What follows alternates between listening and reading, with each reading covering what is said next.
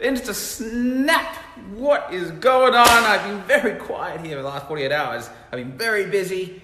A lot of good, exciting things happening in our world. We're going to do a little question of the day today. We're going to talk about GMP.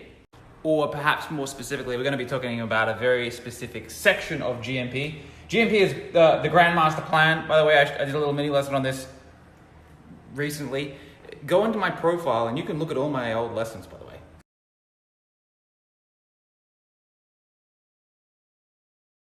So the question that I want to address today, the question I get a hell of a lot, by the way, it's a good question, is, Lewis, I'm starting to realize that my social network currently is not really conducive to where I want to be heading in my life. How do I change that? Hello, bird. What are you doing, mate? Excuse me. Oh.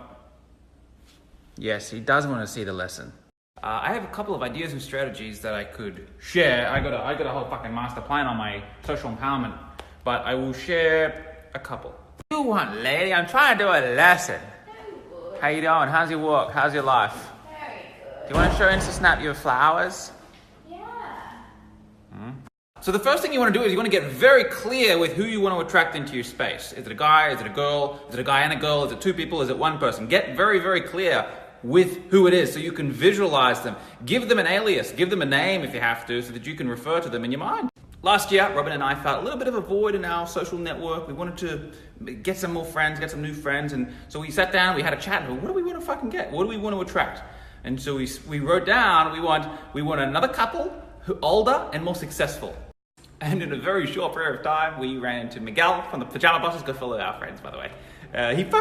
We were driving to breakfast one morning, Robin and I, and Miguel's there and the thing, he's like, pulled us over in the Jeep. He's like, we got to catch up, we got to have a chat. And we realized that they were the exact couple that we were attempting to manifest. So get clear with who you want to manifest, because there's a very big difference between complaining and moaning about how much you don't like your friends and getting clear with what you want. The second big banger that you want to be aware of is, what are you bringing to the table? What is your areas of empowerment? What is your strong suit? You need to know what you're good at, or why someone would want to be your friend. What are you bringing to them? Because you're going to struggle to sustain a relationship with someone who's in a completely different power band to you. If you're down and out and depressed and miserable and broke and you've got nothing going for you, you're not inspired, there's nothing going, and you try to be friends with Warren Buffett next week, it's probably going to be pretty hard. And then my third tip is, make time for it. Do you even have time for the new relationship? And sometimes that means you have to create a void in your calendar. There's only 168 hours in the week. There's only so much time that you have. So if you're filling the time with low priority friendships that are pulling you back, then when are you going to work on the new ones? Sometimes that means you have to create a void by saying, no, I'm not coming to the pub. No, I'm not going to hang out this time. Create that void. Nature abhors a vacuum, and it will be filled. That spot will be filled. And if you're resonating on what you want, that's what you'll get.